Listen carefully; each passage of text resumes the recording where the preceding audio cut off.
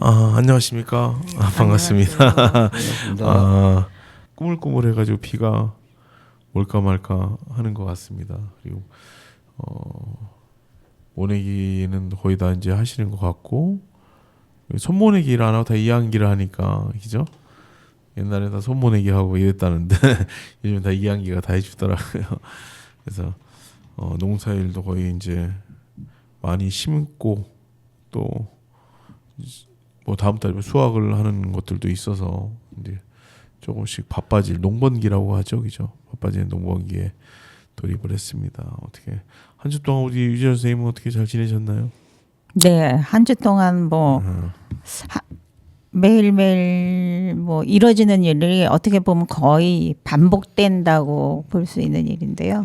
일주일 동안에 정해진 스케줄이 있어가지고 예. 그대로 하다 보면 저에게는 매일 반복된 그러한 일인데, 근데 식물들을 보면 매일 반복된 것은 아니다 하는 것을 느끼고 있어서 그게 한 가지 위로가 되기는 해요. 어제의 꽃의 형태가 오늘 다르고 아침에 본 꽃이 오후에 다르고 그 다음날 다르고 꽃밭을 보다 보면은 이게 바로 살아있는 것이구나.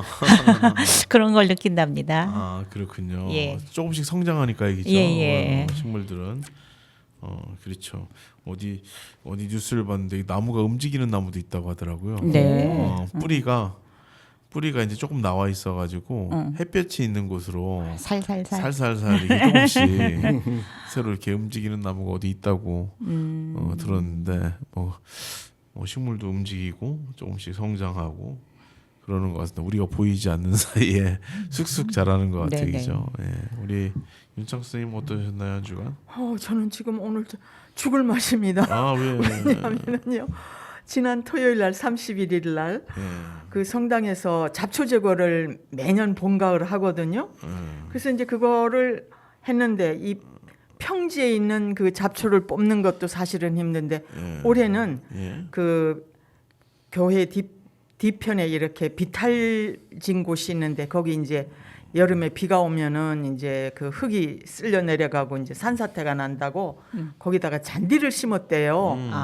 근데 잔디를 심었대는데 잔디는 안 보이고 온통 막 그 잡초가 그냥 우거져 있는데 내가 그래서 이번에 느낀 게 뭔가 하면 화전민을 많이 생각했어요. 그 비탈진 곳에 풀을 뜯는데요.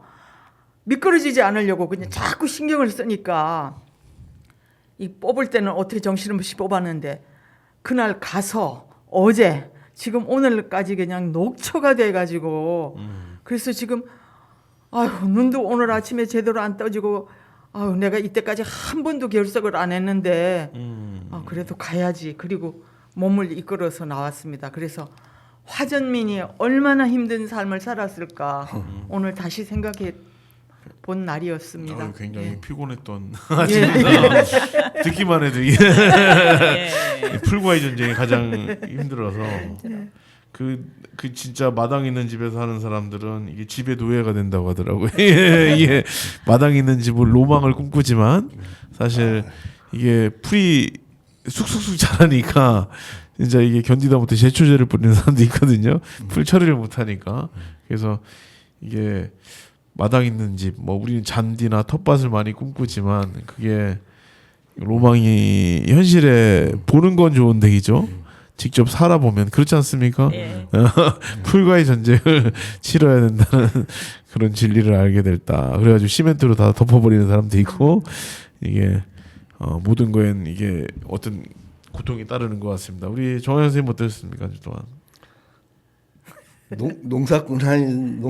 농사꾼이 농사를 짓다 보니까 작년에 양파를 좀 심었는데 한 100개 한 판을 심었는데 6월쯤 되니까 싹 들어눕더라고 이게 양파가.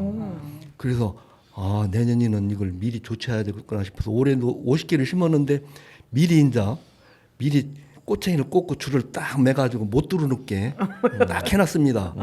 그래 지금 빳빳이 서 있는데 근데 양파 심은 전문가를 만나가지고 얘기하다 보니까 둘러넣어야 된다네요. 둘러넣어야 양파가 나는 비대하는 시기가 됐습니다.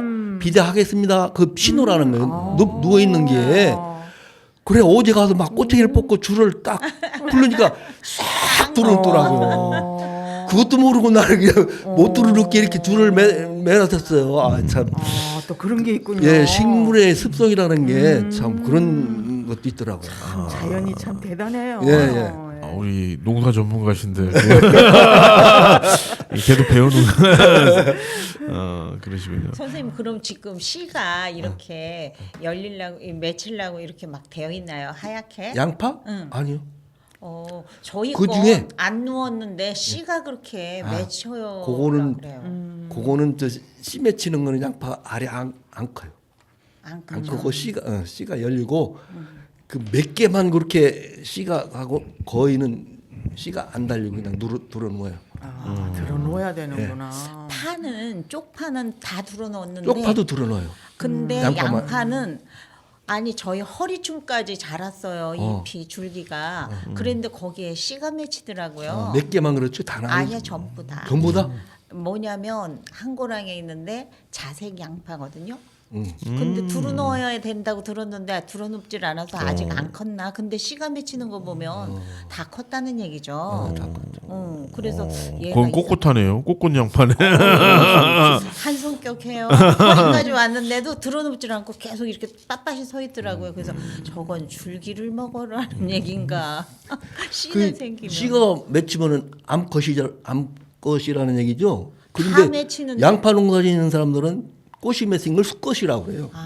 참. 수컷에서 꽃이 맺혀요? 그럼 아니 그게 사실은 씨앗이야? 암컷인 거 씨앗을 그쵸, 맺히는 그러니까. 거죠. 그런데 그러니까. 쑥놈이라고 씨가 맺혀 그건 양파가 안 커 그러더라고. 크다 만다고 그러더라고.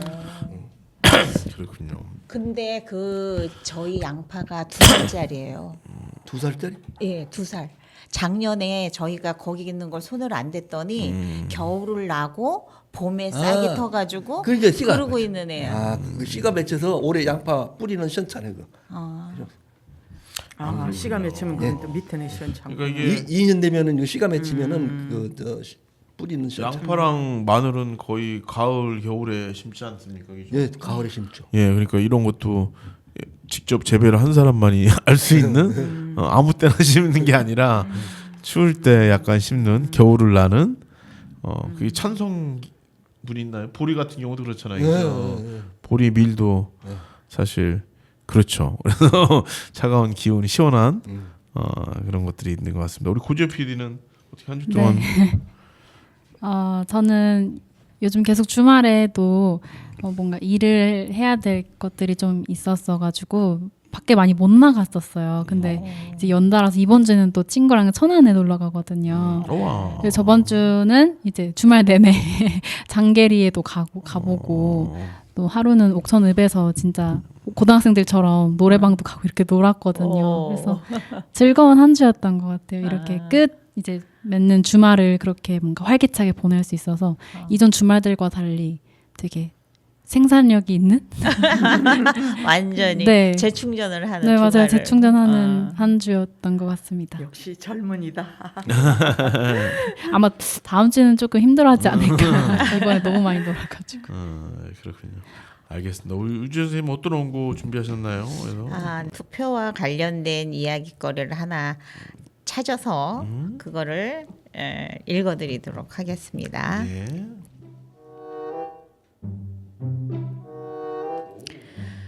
손가락의 약속. 93. 할머니는 이번에도 투표소에 가겠다고 하셨다. 할머니 이번엔 그냥 집에 쉬셔요. 요즘엔 젊은 사람들도 사전 투표하고 안 가는 경우도 많아요. 손자는 걱정스럽게 말했다. 그러자 할머니는 두툼한 목도리를 챙기며 이렇게 말했다. 내가 가진 건 별거 없지만 나라에 남긴 약속은 하나 있단다. 그게 바로 이 손가락이야.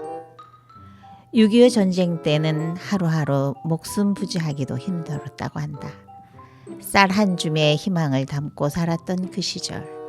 그래도 할머니는 이렇게 말한다. 그때도 투표는 갔어. 내가 내 목소리를 낼 수 있는 날이었거든. 그리고는 오래된 지팡이를 짚고 손자의 부축을 받아 천천히 길을 나섰다. 찬 바람도 살짝 볼을 스쳤지만 투표소 앞에 서는 그 순간 할머니의 얼굴엔 웃음이 번졌다. 진지하게 투표용지를 읽으시고 떨리는 손으로 도장을 꾹 눌렀다. 그리고 그 손가락을 들어 손자에게 보여주었다. 이 손가락이 이 나라의 내 몫이야. 내 나라는 내가 지켜야지. 손자는 말이 없었다. 눈물처럼 마음 한구석에 뭔가 깊은 것이 맺혔다. 그날 이후 손자도 매번 투표 날이면 할머니를 떠올린다. 손가락 하나, 그 작은 움직임이 이 나라의 큰 방향을 바꾸는 걸 할머니는 오래 전부터 알고 계셨다. 예, 얘기를 잘 들었습니다. 이게 한 표의 소중함, 네모. 근데 이제 어쨌든 우리가 이게 4년마다 5년마다 돌아오는 선거잖아요. 그러니까 이게 한 표를 찍는 것도 중요하지만 그 한 표에 대한 책임감, 무게감을 가지려면 찍은 사람이 잘하고 있나, 당선된 사람이 꾸준하게 감시하고 비판하고 견제하고 목소리를 내는 것도 중요한 게 아닐까 생각을 해봤습니다. 예, 네. 오늘 좋은 글 감사합니다. 우리 정한 선생님 어떤 글 오늘 준비하셨나요? 야합과 적서 차별에 대해서 말씀 좀 드리겠습니다. 몇 해 전 김영삼, 김종필, 노태우 전 대통령들이 대통령이 되기 전 3당이 합당하는 일이 있었습니다. 이때 모 일간지에서 야합 정치란 말로 대서특필하며 정치면 일면을 장식한 일이 있었습니다. 나는 이 기사를 읽으며 나도 모르게 빙굴에 웃었습니다. 과연 몇 백만 독자 중에 이 야합이란 말을 정확히 이해하며 읽은 독자가 몇 명이나 될까? 라며 야합이란 말을 쓴 기자는 알지는 못해도 대단하구나라고 생각했습니다.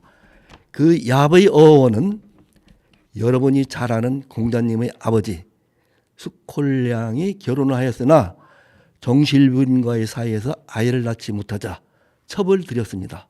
숙콜량은 나이 70이 넘자 그때나 조선사회나 마찬가지로 자식을 얻기 위해 50도 더 나이 차이가 나는 안징제라는 여인을 첩도 아니고 살림 차린 것도 아니고 그냥 오다 가다 만나서 낳은 아이가 공자님입니다. 이 오다 가다 만나서 이것을 야합이라고 합니다. 바로 야합이 여기에 어원이 있는 것입니다. 그런데 하고자 하는 이야기는 야합과 함께 2조 500년 동안 그렇게 철저히 지켜온 서얼과 서얼 차별에 대해서 말하고자 합니다. 서자는 아무리 공부를 잘해도 머리가 좋아도 과거를 볼 수 없었고 벼슬길에 오르는 것은 아예 생각도 못했습니다. 특별한 예를 제외하고는 불가능한 일이었습니다. 홍길동전에 나오는 아버지를 아버지라 부르지 못하고라는 대목을 기억하시죠? 얼마나 서얼의 차별이 심각했는지 보여주는 대목입니다. 조선을 통치했던 28명의 왕 중에 적장자 출신은 문종, 단종, 성종, 인종, 선조, 현종, 경종, 순조, 현종 등 9명뿐이며 나머지 7명은 적장자가 아닌 후궁이나 상공, 심지어는 무술이 출신의 아들이었습니다. 다시 말해서 하필이면 서울 자식으로 왕이던 그 앞에서 만조백관들은 엎드려 머리를 조아리고 최고의 열을 갖추고 야합 출신 공자님을 하늘같이 떠받드는 아이러니한 행동을 당연시하며 500년을 이어왔습니다. 그리고 양반가나 사대부들은 각 지방마다 서원이나 향교를 세워 야합이로 태어난 공자님을 모셨고 모든 정치, 경제, 사회 지침은 공자의 언행을 후세에 제자들이 적은 논어, 춘추, 오경을 기반으로 정립되었으며 모든 교육의 기반도 이에 준하여 실행되었습니다. 심지어 일반 백성들이 삶의 지침도 공자의 가르침에 기반하였습니다. 그런데 왜 자기 백성들은 서얼이라며 그렇게 천시했을까요? 서별 차별은 모른 여러 차례의 역모 사건의 빌미도 됐고 훌륭한 인재들을 방치할 수밖에 없었으며 많은 사회 문제화도 되었었습니다. 그래서 몇몇 왕은 서울을 철폐하고자 노력하였으나 끝내 이르지 못했습니다. 그러면 현재 우리들의 현실은 어떤가요? 지금도 눈에 보이지 않게 암암리의 가정이나 사회에서 색안경을 끼고 봅니다. 우리들의 안방을 독점하는 TV 연속극에도 아무 걸림없이 그런 스토리를 내보냅니다. 우리나라의 인구 감소 문제는 사회 문제 아니 국가 문제로 가장 크게 대두되었습니다. 그런데도 사생아 문제는 지금도 제약시합니다. 프랑스나 독일에서는 여고생이 아이를 낳으면 교장 선생님이 축하의 꽃다발을 보낸다고 합니다. 사생아는 어떻고 미혼모는 어떻고 따지지 않고 이상하게 차별적 생각을 안 하고 탄생한 그 아이를 축복한다고 합니다. 그래서인지 그들 국가에서는 사생아 비율이 인구의 40%라고 합니다. 자, 그러면 우리도 생각을 바꿀 때가 되지 않았나요? 이를 우리 사회에 소리 높여 외친다면 옳다고 박수를 칠까요? 돌팔매가 날라올까요? 이상입니다. 되게 묵직한 이야기 같습니다. 생각을 바꿔낸다는 게 되게 중요한 것 같습니다. 아까 얘기한 대로 이 사회가 포용력이 있고 뭔가 튼튼해야 이게 이 사회적인 시선 이것들이 사실 못하는 거거든요. 이게 보통 유니버셜 디자인이나 베리어 프리라고 해서 장애가 없는, 그러니까 장애인이 편한, 어쨌든 모든 우주에 이게 그런 디자인이 필요하다. 사실 엘리베이터가 있고 문턱이 낮고, 그리고 사실 그 오토 스틱에다 오토로 변한 것도 이게 장애인용으로 이게 맞아요. 만들어진 거거든요. 그러니까 좀 더 이 사회가 건강하다면, 그리고 애가 장애가 있거나 발달 장애나 지적 장애나 아니면 지체 장애나 있으면 이 바깥을 안 내보내려고 하는 경우도 되게 많거든요. 바깥이 또 위험하기도 하고 또 바라보는 시선 자체가 또 그러니까, 그래서 많이 힘들어하기도 한데, 그런 시선들이 바뀐다면 이게 차갑지 않고 혼자 힘으로 살아갈 수 있는 장애가 있더라도 그런 사회가 도래한다면 이 세상은 조금 더 따뜻해지지 않을까. 아까 얘기한 대로 고등학교 때 어떻게 피치 못하게 임신을 하거나 이렇게 되면 진짜 사회에서 매장당하거나 그런 경우 되게 많잖아요. 근데 축복해주고 그 아이가 아이를 잘 키울 수 있도록 뭔가 이 튼튼하게 이렇게 지역사회가 따뜻하게 포용력을 가진다면 세상은 많이 변할 수 있을 것이다. 좀 그런 면에서도 어느 정도 저희 사회도 조금은 변화가 이루어지고 있다는 그런 생각을 많이 하는데, 전에는 TV에 나와서 공공연하게 뭐 이혼이라든가 아니면은 그 고등학생들이 부모가 되는 이런 것에 대해서 이렇게 다루는 것을 굉장히 금기시하다시피 했잖아요. 근데 요새 보면 뭐 고딩 엄마 아빠 해가지고 뭐 나와가지고 그런 걸 하는 거 보면 많이 변했다. 쟤네들이 이렇게 TV에 나와 있고 또 사람들이 또 걔네들의 생각은 어떤 건가, 그리고 또 저럴 때 어떤 현실적인 문제가 있는가를 이렇게 또 객관적으로 바라볼 수 있게 그러한 프로그램도 다뤄지고 있는 거, 그다음에 이혼 숙녀에 대해서 또 이렇게 나와 있는 거 보면 저런 것들이 이제는 사회적으로 좀 어느 정도 저런 문제들을 바라보고 또 대화도 할 그런 사회로 가고 있구나라는 걸 느끼고 있거든요. 맞습니다. 네. 그런 변화들이 많이 나아지고 있지만 조금 더 나아질 수 있기를 많이 기대하고 있습니다.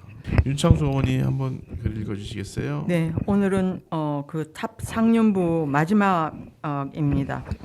네, 실상사 탑 상륜부 6번째입니다. 탑 상륜부 제일 위에 올려진 것이 보주이다. 바로 용차 윗부분에, 용차는 지난번에 했습니다. 보주란 말은 더러운 것에 오염되지 않은 진다마니의 말로 줄임말입니다. 또는 다른 말로 만이주, 여의주라고도 합니다. 만이란 말은 악을 버리고 더러운 물은 맑게 하고 악을 피하는 덕이 있다고 한다. 뿐만 아니라 불교의 경전 무량수경과 대지도론에 의하면 최승자로 부처님을 왕이라 일컬으며 능히 104가지의 법을 없앨 수 있다고 되어 있다. 보주는 용 입에 물린 둥근 모양의 구슬 형태로 표현하고 있다. 이는 만사형통하여 득도할 수 있는 것을 나타내고 있다. 보주와 용차, 수연은 인도탑에서는 보이지 않다가 점차 중국에서 나타나고 있다.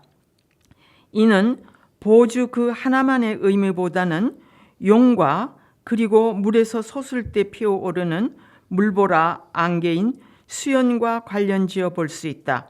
즉 상륜 전체를 다시 한 번 더 정리하면 상륜 맨 아래층에 놓여지는 로반은 귀한 사람을 모시거나 혹은 신성한 물건을 높이는 뜻에서 만들어진 것으로 경의를 표하는 의미를 가지고 있다. 그다음 그 위에 놓여진 복발은 둥근 반구형의 모양으로 인도의 고대 주거 형태에서 죽은 자의 집으로 하늘을 본뜬 원형으로 우주의 상징인 불교의 극락정토의 의미를 가지고 있다고 하겠다.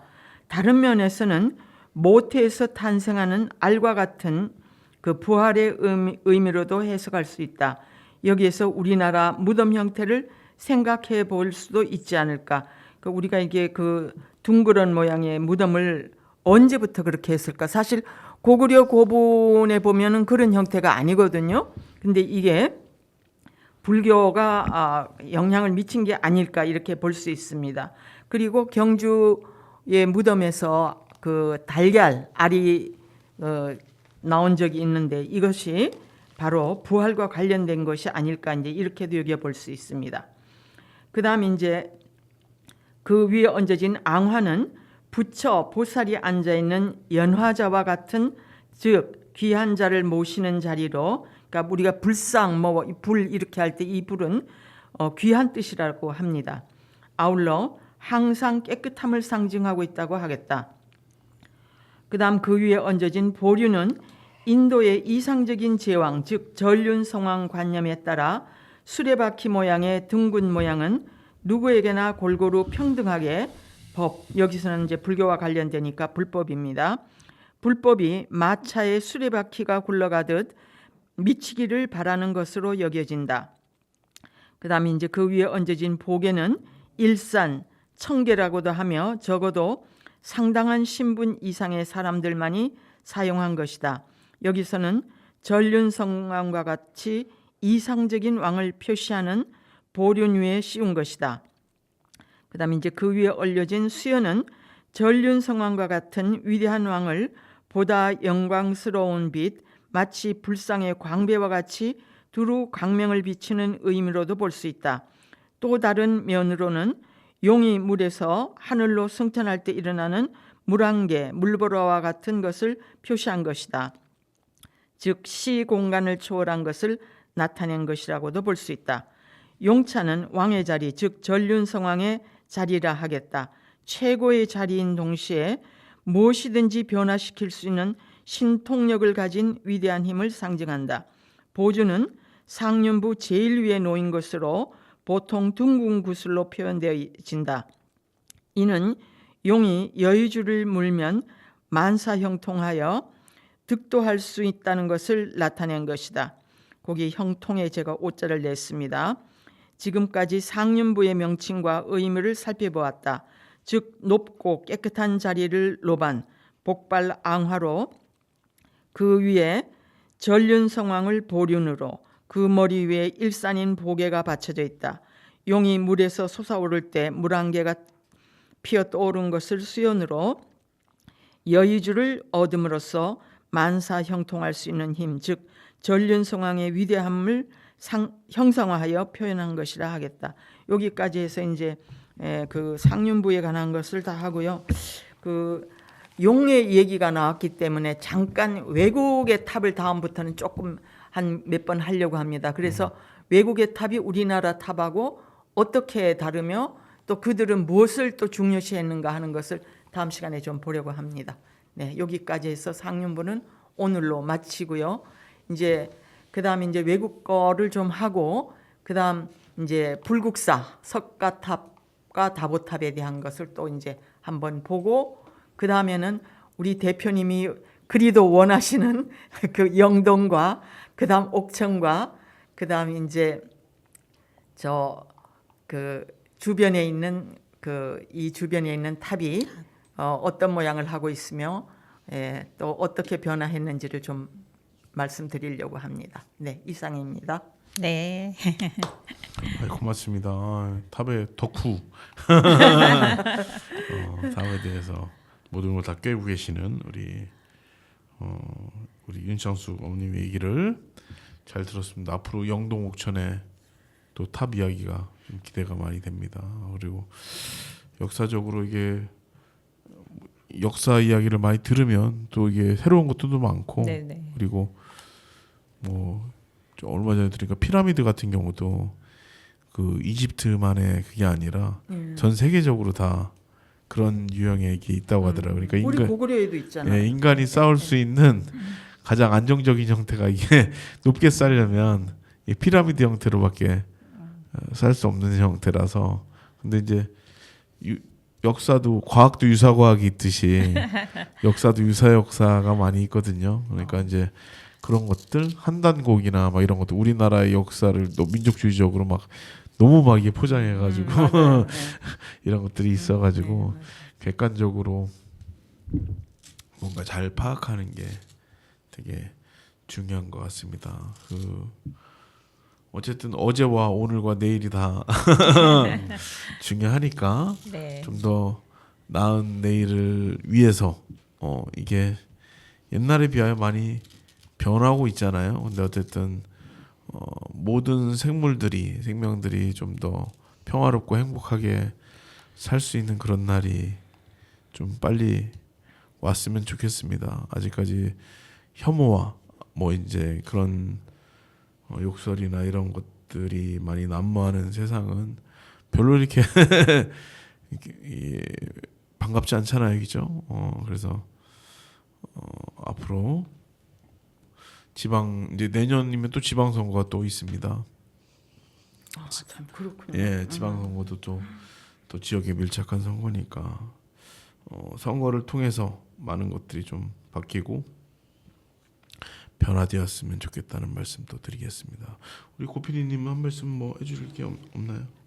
저 선생님 일단 상륜부에 대해서 이렇게 길게 소개를 매번 이렇게 준비해서 소개해 주셔서 너무 감사해요. 저도 많이 관심을 가지게 됐고 좀 찾아보다가 아까도 선생님이랑 얘기를 나눴었는데 옥천에 그 향토사 연구회가 있더라고요. 이제 월요일마다 학술 답사를 가신다고 하시는데 그래서 일반 주민분들도 관심 있으신 분들도 같이 참여를 해서 답사를 하실 수 있다고 하시더라고요. 단순히 관광 개념이 아니라 훼손되거나 관리가 필요한 문화재를 살피면서 이 대안을 탐구하는 실천적 모임이라고 해요. 그래서 지금도 월요일마다 이렇게 하고 계신지는 잘 모르겠지만 그래서 선생님도 한번 가보셨다고 하셨죠 아까. 제가 거기를 참석을 한 게 아니라 제가 초등학교에서 그 문화재를 해설해 줄 때 그분들이 오셨어요. 네. 그래서 만난 적이 있었어요. 주로 서흥을 많이 답사를 가시는 건가요? 근데 그분들이 어디를 답사를 하시는지는 저는 이제 정확하게는 모르고 그다음에 이제 그 향토문화사하고 이 옥천에 있는 이제 어떤 그 비슷한 이유의 모임인데 한번 같이 답사를 간 적이 있어요. 그때 그 답사는 문화유적에 대한 것보다는 그 일제시대의 관사를 한번 보고 그다음 이어서 한용운 그 시인의 집, 그 두 개를 본 적이 있어요.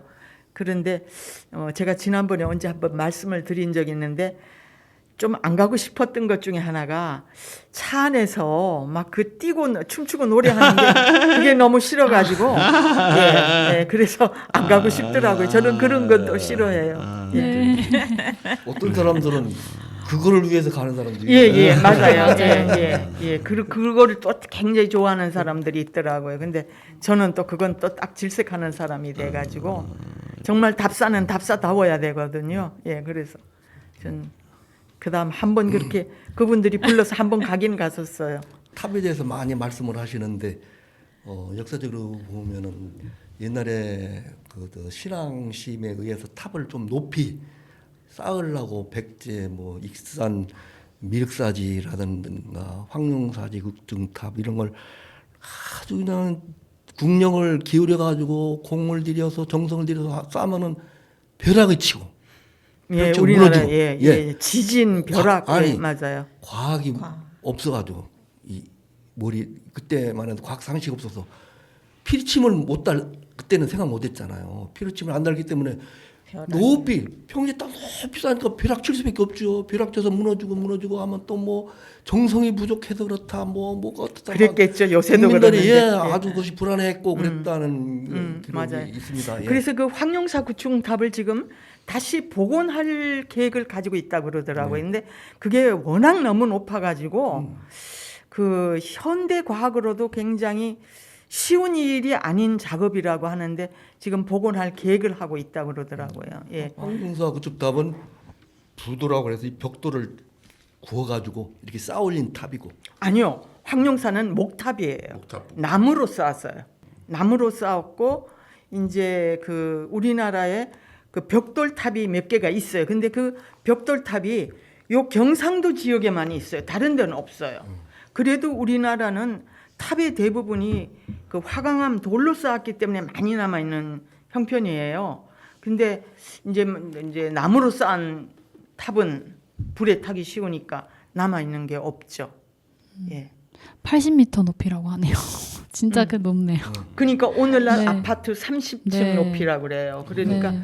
그게 참 쉬운 일은 아니죠. 네. 지금 복원하려고 해도. 그렇게 벼락이 치지 예. 피리침을 안 다르. 예.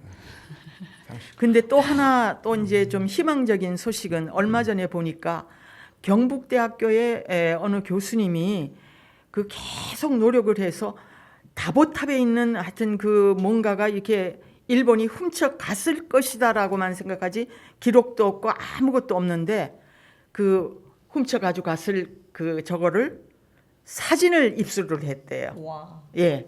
그러니까 참 그런 분도 계시고 또 제가 그 스님 성함도 잊어버렸어요. 그 스님도 우리나라에서 가져간 외국에 있는 그 유물들을 되찾기 위해서 굉장히 노력하는 스님이 한 분도 계세요. 예.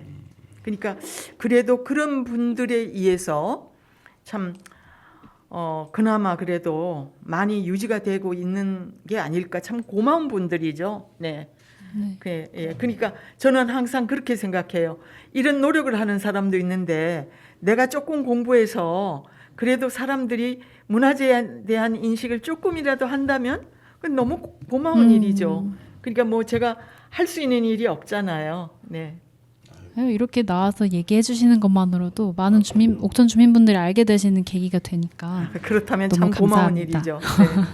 오늘 이렇게 자리 나와주셔서 오늘도 어김없이 좋은 이야기 해주신 세 분께 감사드립니다. 오늘 이렇게 은빛수다방은 맞아 노래 신청곡 네. 예, 하나 해주시죠. 네, 저는 양희은 씨가 부른 아침 이슬. 아침 예, 이슬. 예. 신청합니다. 저는 아까 신청했는데 나훈아가 부른 세상이 왜 이래? 세상에 참 세상이 복잡합니다 지금 상황이. 패스형. 예, 알겠습니다. 좋은 노래 추천 고맙습니다. 오늘 이렇게 은빛수다방 참여해주신 분들 감사하고요.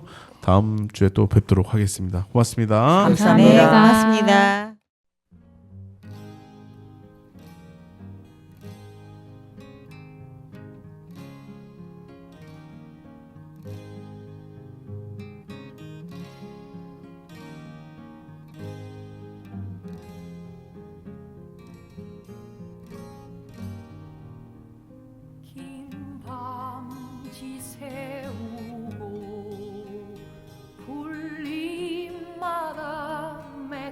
내린 진주보다 더 고운 아침 이슬처럼 내 맘의 서름이 아라리 맺힐 때 아침 동산에 올라 작은 미소를 배운다. 태양은 묘지 위에 붉게 떠오르고 한낮에 찌는 더위는 나의 시련일지라. 나 이제 가노라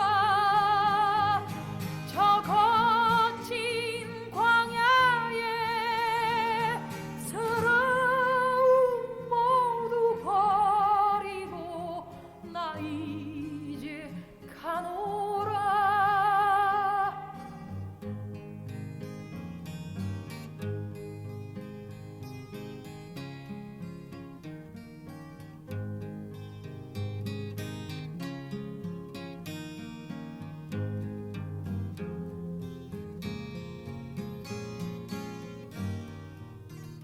내 맘의 서름이 아라리 맺힐 때 아침 동산에 올라 작은 미소를 배운다. 태양은 묘지 위에 붉게 떠오르고 한낮에 찌는 더위는 나의 시련일지라. 나 이제 가노라 저 거친 광야에 서러움 모두 버리고 나 이제 가노라.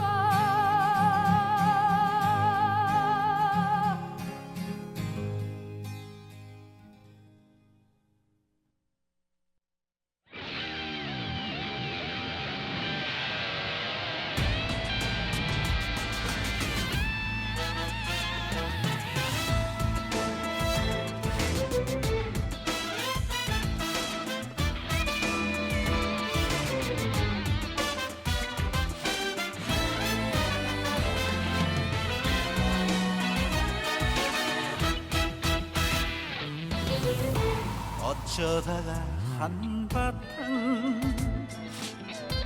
턱빠지게 웃는다. 그리고는 아픔을 그 웃음에 묻는다. 그저 와준 오늘이 고맙기는 하여도 죽어도 오고만은 또 내일이 두렵다.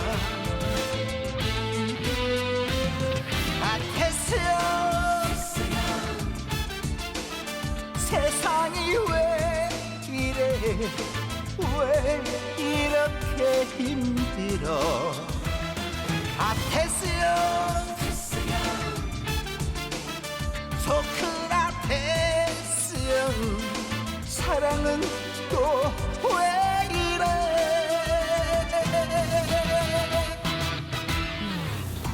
너 자신을 알라면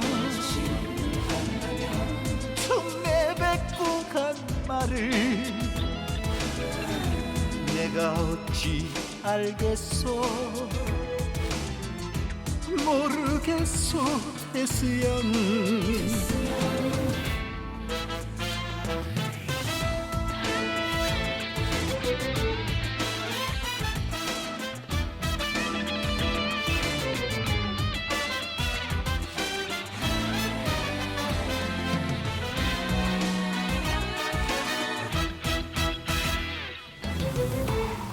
할아버지 산소에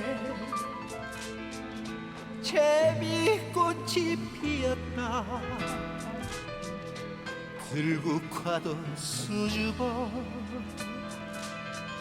샛노랗게 웃는다. 그저 피는 꽃들이 예쁘기는 하여도 자주 오지 못하는 날 꾸짖는 것만 같아. 아테시언 아프다 세상이 눈물 많은 나에게. 아테시언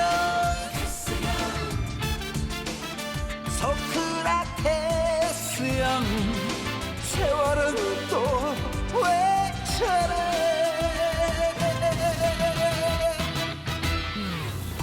먼저 가본 저 세상 어떤가요 테스 형. 가보니까 천국은 있던가요 테스 형. 아 테스 형. 아 테스 형. 아 테스 형. 아 테스 형. 아 테스 형. 아 테스 형. 아 테스 형. 아 테스 형.